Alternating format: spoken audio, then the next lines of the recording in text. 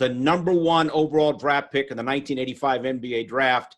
Cam, where do you think Ewing ranks in the history of all-time #1 overall draft picks in New York sports history? Well, no question, he's up there with the elite of the elite. But for me, it's a battle between Eli and Joe Namath. And winning matters. Like, that's the culture that I grew up in. That's the culture that I still believe. I'm going to teach my son that winning matters. So I'm going to go with Eli Manning over Joe Namath, because 2 Super Bowls, 2 Super Bowl MVPs, that speaks volumes. Even though he wasn't the focal point of that Giants team, he still made the plays to get the Giants in position to win those Super Bowls. Cam, I'm with you 100%. Obviously, Joe Namath was a great, awesome player, and with the guarantee and all that, and giving the Jets their only Super Bowl victory. But like you said, man, Eli Manning won twice, and he beat the greatest quarterback of all time and the greatest football dynasty of all time in the New England Patriots twice. And the one year he stopped them from going 19-0. So it's definitely Eli Manning. I know he gets a lot of slack because, he's had some subpar years and interceptions and all that. But I firmly believe he's a Hall of Famer, and he's definitely the #1 choice for me. If we're going to talk about champions, it's Denis Potvin. He won 4 Of course, the Islander reference, of course. #1 pick, that's it. I mean, you want to talk championships, you got to run. I knew Han would go with the Islander. But did Potvin beat a dynastic team? Yeah. Yes, they were. In the 4th Cup. Yeah, they did. Okay. It became a dynastic. Because Eli did that twice. Mm-hmm. Well, Eli doubled down on that. 4 straight championships and went to 5 straight finals. Name me the last team to do that in North America. That's pretty big. That's pretty big. Oh, that's huge. Yeah. but I'm still going Eli, man, because he beat Tom Brady and the Patriots twice. It's unbelievable, guys.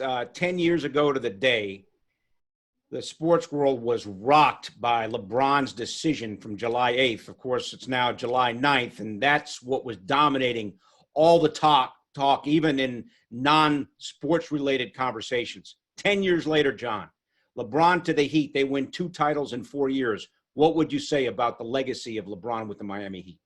Well, obviously, winning his first 2 titles on there was special to him. But when you set the bar the way that LeBron said it at their first press conference, saying not 3, not 4, not 5, you think you're going to have this real long dynasty. Was the Miami Heat team really a dynasty? According to Alan Hahn, not, because they didn't win 3. They won 2. They went to 4 straight finals, but they lost 2 of them.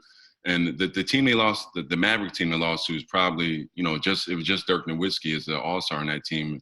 It was shocking that they were that they lost to the Mavericks in 2011.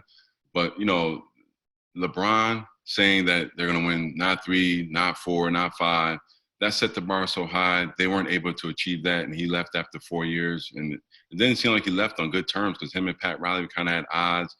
Is not sure what was going on with him and Dwayne Wade, even though they're friends now. But there's a little dissension there for a little bit. And, 10 years later, was it a good decision? The decision was good because it shifted the power predominantly to the player side of things. The players were starting to control where they're going to go.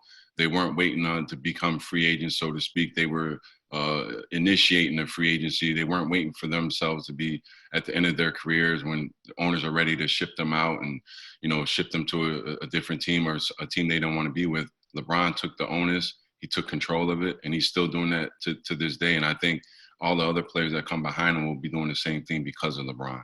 Yeah, for him to make those statements and to say not 3, not 4, not 5, not 6, and went up to 7.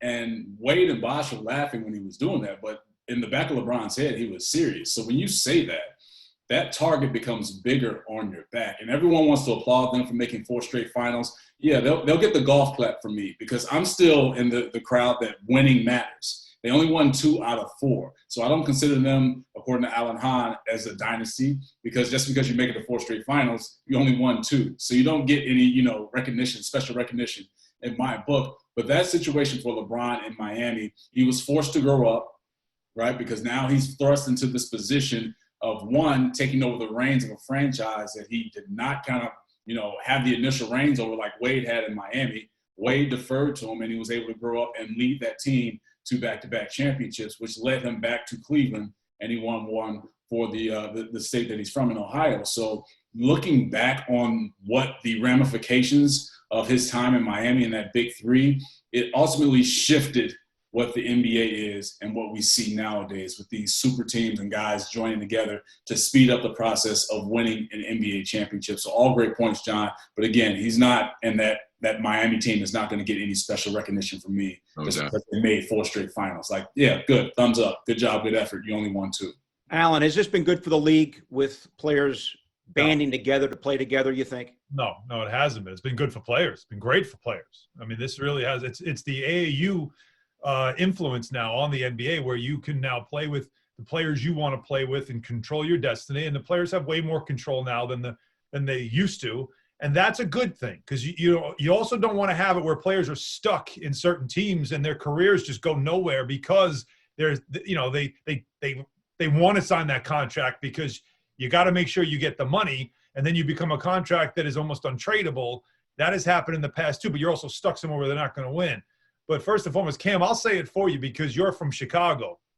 You don't give participation trophies, right? You saw the Bulls win 6 titles. Like, you saw like what they did. Yeah, not 1, not 2, not exactly. 4, That's 5, but 6. How it's done. So when you want to talk about greatness, that's the level, that's the bar that's set. That Bill Russell Celtics, that's the bar that's set. But as you asked, Bill, the result has been a major change throughout the league, where teams have less control, where players have that control and power to demand trades. I want out of here because I'm not going to sign with you.